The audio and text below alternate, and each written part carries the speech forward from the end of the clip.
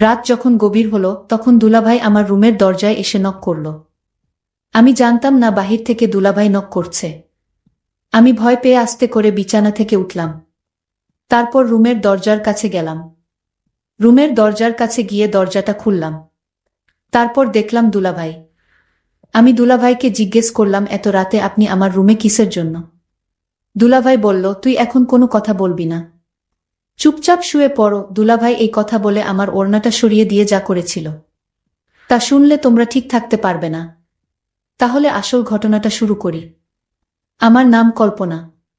থাকি ময়মনসিংহ শহরে।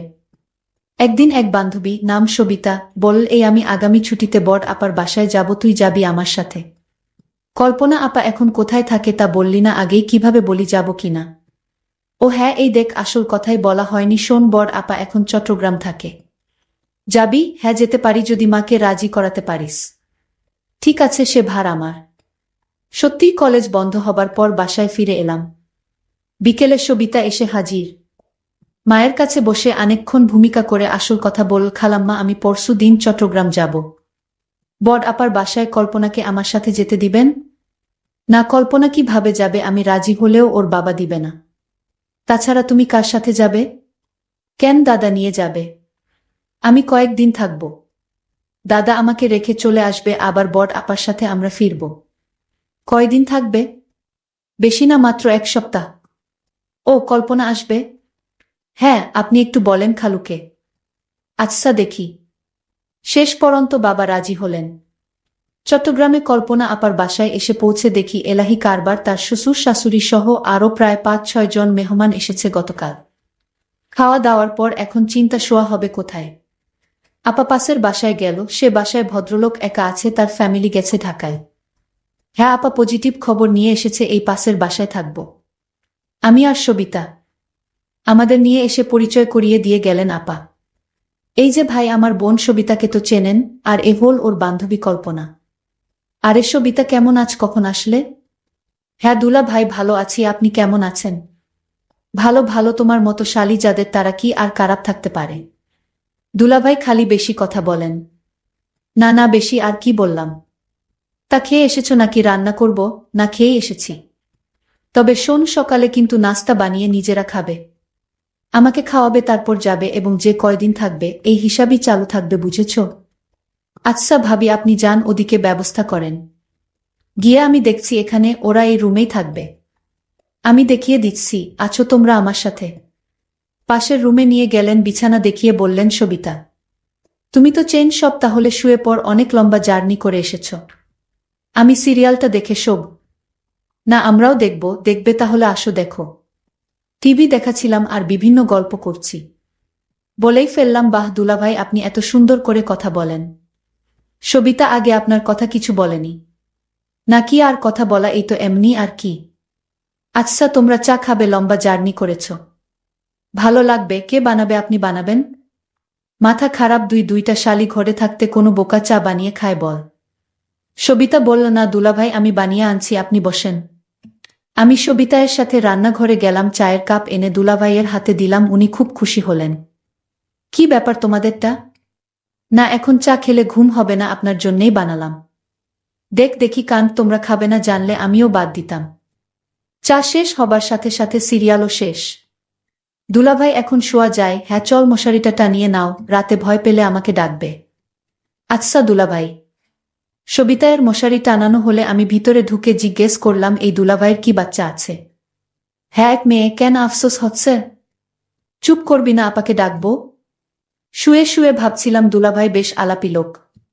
চেনা নেই জানা নেই, এইটুক সময়ের মধ্যে কেমন আপন করে নিয়েছে। দেখতে সুন্দর অনেক।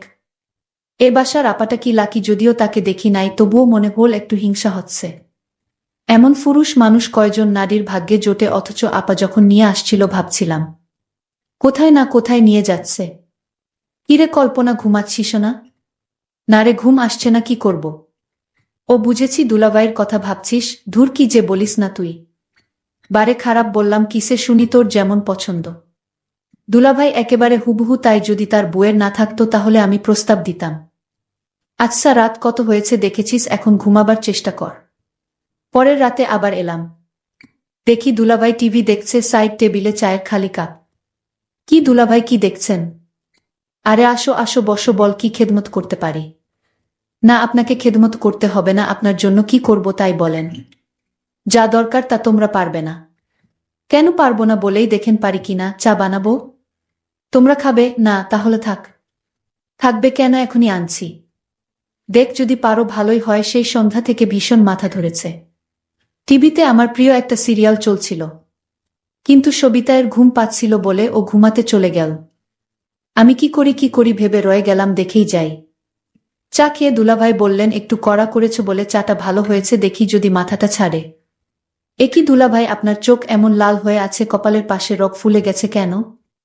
ওই যে বলছি না, মাথা ব্যথা, এটা আমাকে খুব কষ্ট দেয়। মালিশ করে দিব? না থাক, তুমি বেড়াতে এসেছ, আবার কি মনে করবে? কি যে বলেন দুলাভাই, কি মনে করব, আপনার কষ্ট হচ্ছে তো। আর তাছাড়া মাথা ব্যথা কমাতে মালিশের কোনো বিকল্প নেই।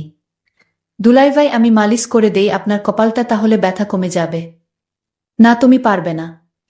এই জন্যে আমার স্ত্রী আমাকে ছেড়ে সাধারণত কোথাও যায় না। এই যন্ত্রণাটা খুব খারাপ, আমি এতক্ষণ শুয়ে পড়তাম, তোমাদের জন্য বসে রয়েছি।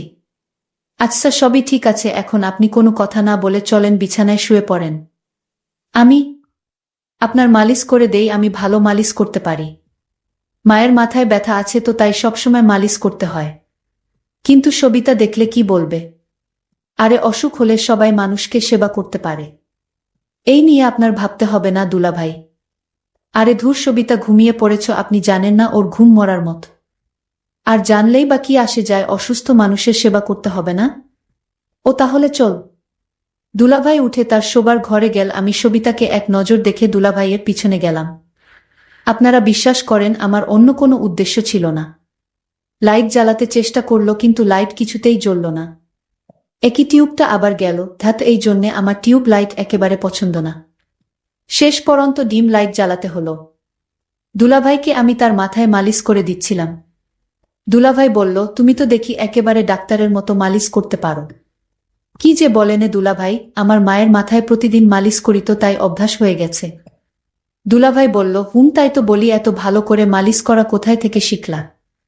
দুলাভাই, আপনারে একটা কথা বলি, আপনি যদি বিয়ে না করতেন তাহলে আমি আপনাকে বিয়ে করে নিতাম। আপনাকে বিয়ের প্রস্তাব দিতাম। আমি তাকে জিজ্ঞেস করলাম, কেন? দুনিয়ায় এত মানুষ থাকতে আমার প্রতি নজর পড়ল কেন গো? দুলাভাই, আপনার মতো মানুষ আমি কোনোদিন দেখিনি। আপনি যেমন সুন্দর তেমন আপনার কথাবার্তা। আপনি যাকে বিয়ে করেছেন সে তো ভাগ্যবতী। আরে তুমি যা মনে করছো তা না। তুমি হয়তো ভাবছো আমি বিয়ে করে অনেক ভালোই আছি, কিন্তু আমার মনের অবস্থা তুমি জান না। আমি আসলে এই সংসার নিয়ে ভালো নেই। তোমার ভাবির আচার আচরণ তেমন একটা ভালো না। তোমার ভাবি আমায় তেমন পছন্দ করে না। আমি বললাম, দুলাভাই, আপনি কি বলেন এসব? আপনার মতো একটা সুদর্শন মানুষকে ভাবি পছন্দ করে না? এটা কি করে হয়? আমার এই কথাটা বিশ্বাস হচ্ছে না দুলাভাই। তুমি যদি বিশ্বাস না করো তাহলে আমার করার কিছু নাই। আমি সত্যি বলছি, আমি আসলে তোমার ভাবিকে নিয়ে ভালো নেই। আচ্ছা দুলাভাই, আজ ঘুমান, আমি আমার রুমে গিয়ে ঘুমাই। ঠিক আছে, কাল কথা হবে। আর আমি তো আছি, সবিতা যতদিন আছে।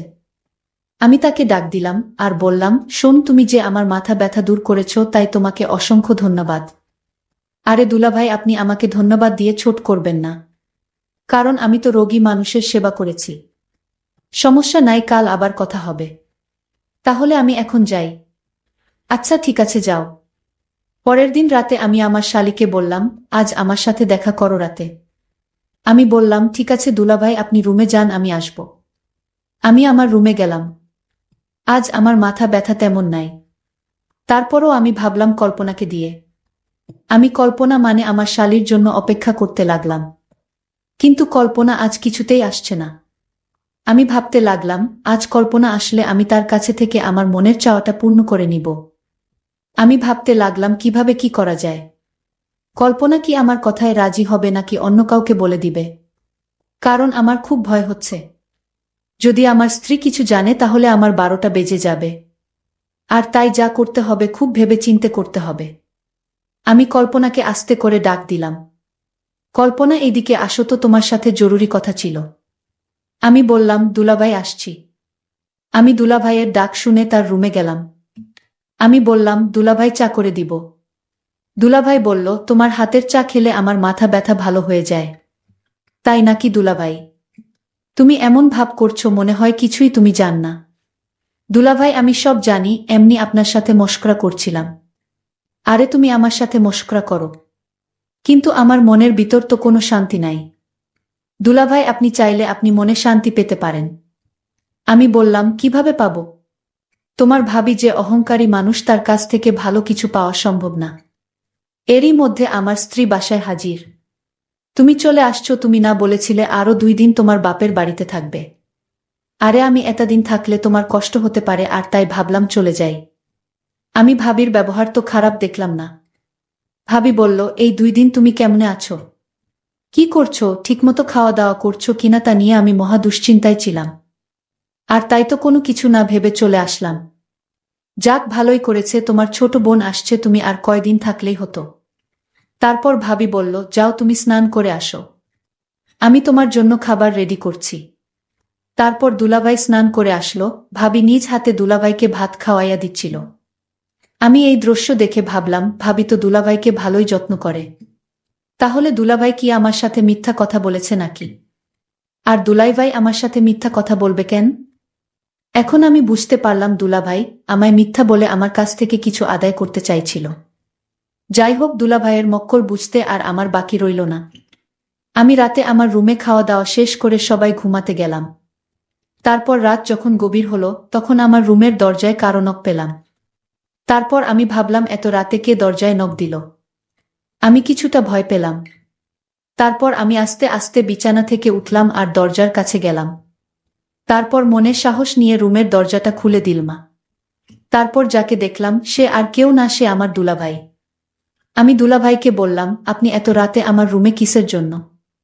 দুলাভাই বলল, ওই দিন তোমায় বলেছিলাম যে আমার কপালে সুখ নেই। আমার মাথা প্রচণ্ড ব্যথা করছে, অথচ তোমার ভাবিকে বললাম আমার মাথা ব্যথা করছে, একটু মালিশ করে দাও। সে রাগ দেখিয়ে বলল, আমি পারবো না। মাথা ব্যথা করলে ট্যাবলেট খাও। কিন্তু ট্যাবলেটে তো আমার মাথা ব্যথা সারে না। তোমার ভাবির আচার ব্যবহার আমার কাছে কিছু ভালো লাগে না।